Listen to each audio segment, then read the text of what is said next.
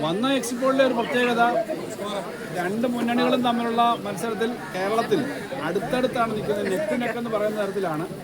ഇപ്പോൾ exit poll എന്ന് പറയുന്നത് എല്ലാ ജനങ്ങളെയും കാണുന്നില്ല, വളരെ കുറച്ച് സാമ്പിൾ എടുത്തിട്ടാണ് ചെയ്യുന്നത്. ഞങ്ങളുടെ വിശ്വാസം ഇടതുപക്ഷ ജനാധിപത്യ മുന്നണിക്ക് അനുകൂലമായിട്ടുള്ള റിസൾട്ട് ഉണ്ടാവുമെന്നാണ്.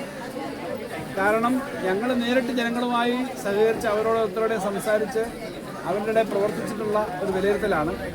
ആ വിലയിരുത്തലിൻ്റെ അടിസ്ഥാനത്തിൽ എക്സിറ്റ് പോളിൽ വന്നേക്കുന്ന കണക്കുകൾ വിശ്വസിക്കാൻ കഴിയില്ല. കൂടുതലും ജനങ്ങളുടെ ഇടതുപക്ഷ മുന്നണിക്ക് അനുകൂലമായ ഒരു വികാരമായിരിക്കും. കാരണം അതിനകത്തെല്ലാം പറയുന്നൊരു കാര്യം, ഗവൺമെൻറ് 10 വർഷക്കാലം ഭരിച്ച ഒരു ഗവൺമെൻറ്റിന് നേരെ സാധാരണഗതിയിൽ വലിയ തോതിലുള്ള അസംതൃപ്തികളൊക്കെ വരാമല്ലോ.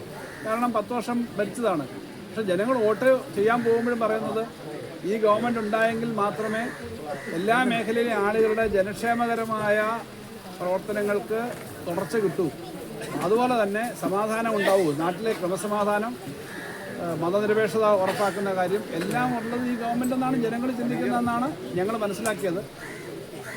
ക്ഷേമ പെൻഷൻ മുതൽ സർക്കാർ ജീവനക്കാരുടെ ജോലിയും ശമ്പളവും പെൻഷൻകാരുടെ ആനുകൂല്യങ്ങളും ഓരോ മേഖലയിലുള്ള കാര്യങ്ങളും ചെയ്യാൻ കഴിഞ്ഞിട്ടുണ്ട്. അപ്പോൾ അതുകൊണ്ട് ഇടതുപക്ഷ ജനാധിപത്യ മുന്നണിക്ക് അനുകൂലമായി തന്നെയായിരിക്കും വിധി വരുന്നതെന്നാണ് ഞങ്ങൾ പ്രതീക്ഷിക്കുന്നത്. ജനങ്ങളാണല്ലോ ആത്യന്തികമായി എല്ലാ കാര്യവും തീരുമാനിക്കുന്നത്. അതുകൊണ്ട് എക്സിറ്റ്